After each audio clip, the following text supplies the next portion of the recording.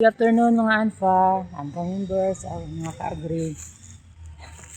Nakakatapos ko lang maglinis dyan sa likod. Ayan, sa likod ni Harley. Ayan, papunta doon sa baba. Kasi magtatanim tayo ng mga mais sa Mayo. Ayan, sa likod yan, sa pagitan namin ni Raquel.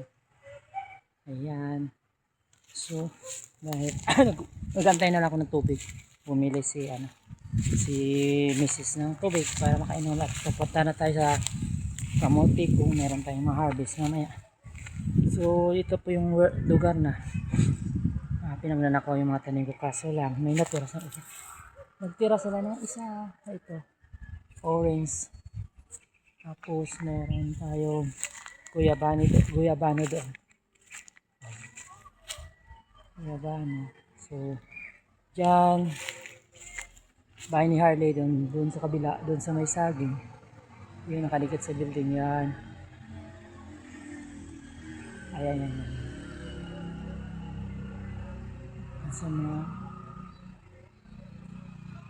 kanto, doon sa may saging, hindi, ito yan. Diyan tayo magtayo ng kubo at saka manukan. So that's all for today's video. Thank you very much.